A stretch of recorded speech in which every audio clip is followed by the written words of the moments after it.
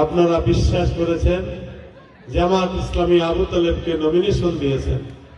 তাকে যদি ইলেক্টেড করা যায়, তাকে যদি নির্বাচিত করা যায়, সে দুর্নীতির মধ্যে থাকবে না, মোটেও থাকবে না। দুর্নীতির মধ্যে কোন রকমের অন্যায় অপকর্মের মধ্যে সে থাকবে না।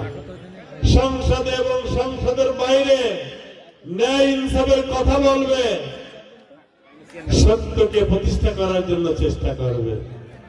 এই বিশ্বাস ছিল তো আপনাদের? আমি আল্লাহকে সাক্ষী রেখে আজকে নলডাঙ্গার ঐতিহাসিক ইফতার মাহফিলে সেই কথাটি বলতে চাই। আপনাদের এই নিয়ম আমাকে উজ্জীবিত করেছে। আমি যাবতীয় অন্যায় অত্যাচার অবিচারের বিরুদ্ধে আল্লাহর উপর ভরসা করে সর্বশক্তি নিয়ে করে কাজ করতে চাই, আপনাদেরকে সাথে পেতে চাই। সম্মানিত ভাই সব, কাজ আমাদের থেমে যায় নাই।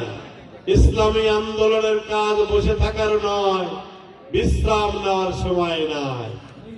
আপনারা জানেন আমাদেরকে ইঞ্জিনিয়ারিং করা হয়েছে।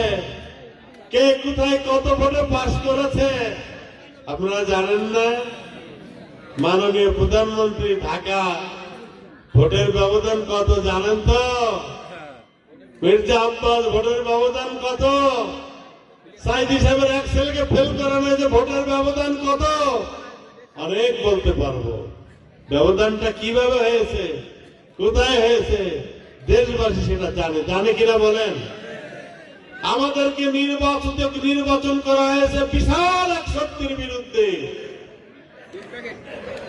নির্বাচনের আগের দিন কারা কারা ঐক্যবদ্ধ হয়ে গেল সেটা তো আপনারা জানেন। আল্লাহর মেহেরবানিতে আমরা এই দেশের জন্য কাজ করছি, পুরস্কার নেব আল্লাহর কাছে ইনশাআল্লাহ। এই জন্য আমরা 91 সালের বিরোধী দল নয়, আমরা 96 সালের বিরোধী দল নয়, আমরা ইরশাদের মতো বিরোধী দল নয়।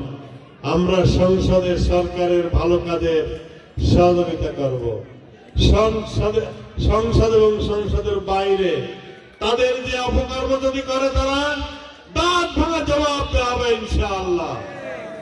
আমরা এই জনগণের হক নষ্ট করা থেকে নেতৃবৃন্দই বলেন, কর্মী বলেন, আমাদেরই বলেন, সরকারি দলের বলেন, কাউকে আমরা ছাড় দেব না ইনশাআল্লাহ।